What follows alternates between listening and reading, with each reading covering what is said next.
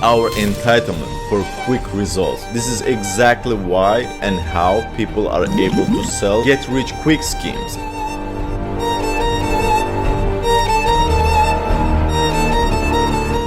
As a continuation to the video I did on self-esteem, I would like to present my thoughts on confidence and how it is harnessed. The difference between self-esteem and confidence is that esteem is something that you cultivate within yourself, whereas confidence is achieved through accomplishments of external world. I will share more on this later on. So let's see what we can learn from this video. In well-meaning attempts to boost our confidence ahead of challenging moments, people often try to draw our attention to our strengths, our intelligence, our competence, our experience. But this can, curiously, have some awkward consequences. There's a type of underconfidence that arises specifically when we grow too attached to our own dignity and become anxious around any situation that might seem to threaten it. We hold back from challenges in which there's any risk of ending up looking ridiculous, which comprises, of course, almost all the most interesting situations. The point here is that people think that confidence is some kind of a golden nugget that you acquire and carry with yourself throughout the life, but that's not true. Confidence is attached to certain ideas, certain areas of your life. Like you can be confident in your work, delivering certain types of services, being able to provide certain type of competence, but in your private life, you're quite mediocre, you're a dud, you don't have social skills, you don't have social charisma, which of course can be a consequence of low self-esteem. But social skills, like any other skills, is something that you become better, become proficient in throughout practice. A very good example for this is that there are many men out there who are very good at what they do, but they really suck with women, which makes them suffer tremendously, because as men we want to solve our reproduction, but as we go through life and realize that being confident in your profession doesn't solve that problem, it becomes frustrating. In a foreign city, we might grow reluctant to ask anyone to guide us to the nice bars because they might think us an ignorant, pitiable, lost tourist. We might long to kiss someone but never let on out of a fear that they could dismiss us as a predatory loser. Or at work, we don't apply for a promotion in case the senior management deems us delusionally arrogant. In a concerted bid never to look foolish, we don't venture very far from our cocoon, and thereby, from time to time at least, miss out on the best opportunities of our lives.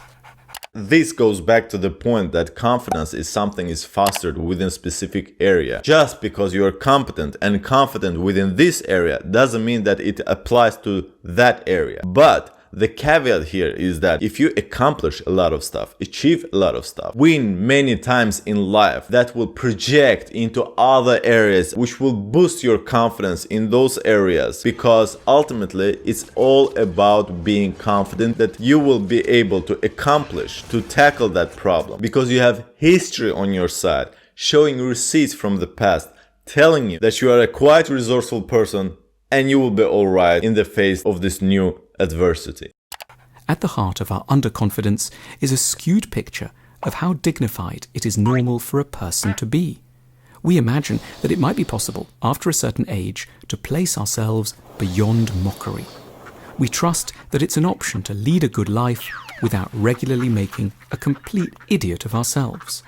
I would like to point out that although confidence is acquired through past experiences, achievements, a great sense of self-worth, which is cultivated in your childhood, can help you tremendously in pushing you into trying new stuff. Because as a mentally healthy person, you're curious, and that curiosity isn't hindered with your bad self-talk. You're unleashing your creativity freely, and don't let any bad thoughts hold you back into going for things that you wish for.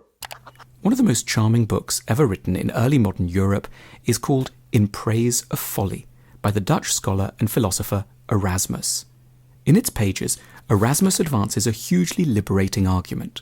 In a warm tone, he reminds us that everyone, however important and learned they might be, is a fool. No one is spared, not even the author.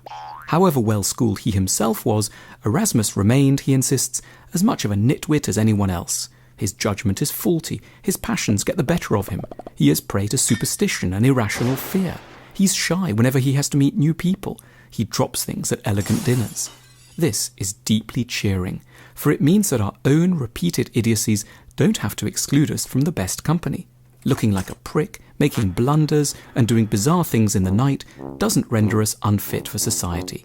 This video tackles confidence from a philosophical standpoint, where you can believe in yourself and knowing that everyone is a damn fool and no one is special, so you might as well go out and try stuff. But as I said previously, confidence really boils down to experience, not hindering yourself, trying stuff, blocking out the negative thoughts. Don't let it control you.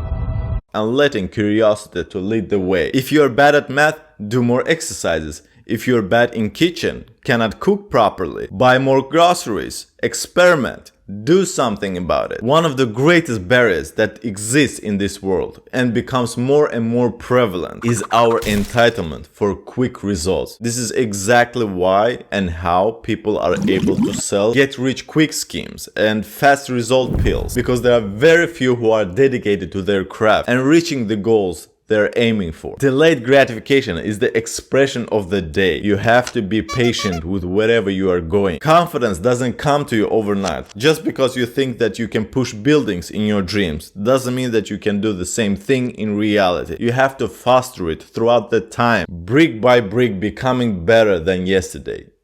It just makes us a bit more like the greatest scholar of the Northern European Renaissance.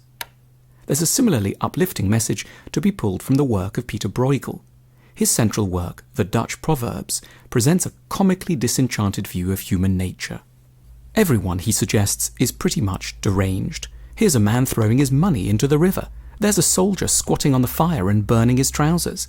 Someone is intently bashing his head against a brick wall. Someone else is biting a pillar. Importantly, the painting is not an attack on just a few unusually awful people. It's a picture of parts of all of us. Bruegel and Erasmus's work proposes that the way to greater confidence isn't to reassure ourselves of our own dignity. It's to grow at peace with the inevitable nature of our ridiculousness. Yes, people are ridiculous, but as I said, this video says that if you just grasp this profound fact that all people are fools, you will be more at peace with yourself, not letting yourself to be held back by the thoughts of others you think for yourself that they have. It's about not caring of people's judgment. And the fact of the matter is that people don't even care. Thank you, Flo. You're welcome, my little sweet ass. What did you say? We have this mental battle thinking that everyone observes us, when in reality everybody is minding their own business and don't give a damn about who you are, what you're doing, your goals, your ambitions, your aspirations. We are idiots now, we've been idiots in the past, and we will be idiots again in the future. And that's okay. There aren't any other available options for human beings to be. Once we learn to see ourselves as already and by nature foolish, it really doesn't matter so much if we do one more thing that might make us look a bit stupid. The person we try to kiss could indeed think us ridiculous. The individual we ask directions from in a foreign city might regard us with contempt. But if these people did so, it wouldn't be news to us. They'd only be confirming what we'd already gracefully accepted in our hearts long ago, that we, like them and every other person on the earth, are a nitwit. The reason why you care about how people could perceive you is because this is innately programmed in us. We are very careful about our reputation, but this kind of paranoid attitude about how others see us becomes very toxic and do us more harm than good. The intention is to defend our reputation, but the result is that it hinders our development. Recently, I was talking with a friend about this customary thing where you decline an offer for something from your friends, like take a bite of this chocolate. No thanks, I'm good. It's like we're ashamed to go for things that we want. Everyone loves free stuff, but we think people will judge us. Instead of living in the moment, we become twisted in our minds and lose the path to serenity. The risk of trying and failing would have its sting substantially removed. The fear of humiliation would no longer stalk us in the shadows of our minds. We would grow free to give things a go by accepting that failure was the acceptable norm. And every so often, amidst the endless rebuffs we'd have factored in from the outset, it would work. We'd get a kiss, we'd make a friend, we'd get a raise. The road to greater confidence begins with a ritual of telling oneself solemnly every morning before heading out for the day that one is a muttonhead, a cretin, a dumbbell, and an imbecile. 1 or 2 more acts of folly should thereafter not matter very much at all. Yet again, as I said before, you can do this self-talk, affirmation about you being worthy and being a good person, that you deserve everything that comes into your life and that you shouldn't be ashamed of things that you want and go for them. But the most pragmatic advice on confidence I can give you is that you have to compete, achieve, win, stack on the knowledge, become good at things. And whenever you tackle new adventures, adversities, hardships, you will look back and reminisce the results of the past, which will boost your energy and give you more power. Confidence comes from competence. You cannot get confident by sitting on your ass on your sofa, eating chips and watching Netflix all day long. If you haven't tried anything in your life, you lack social competence and awareness. There's no way you can approach a girl and tell her that she looks good or something like that and invite her on a date. It doesn't work like that. Understand this. Confidence is not a burst. It doesn't happen in the moment. Confidence is built up when you have tried out your abilities and have proven that they work. And that takes time, patience, and dedication. If you don't know where to start, hit the gym. Improve your body, improve your health. This takes time and hard work. The moment you see the results in the mirror is the moment you become a little bit more cocky. But don't make the mistake of identifying yourself with this body. Just let it be your proof of competence. Ultimately, your confidence will become synonymous with humility. When you know that you are not great at every situation, but you will be alright at any situation. Hossein out. Check, check, check. 1, 2, 3, check. Check, check, check, check.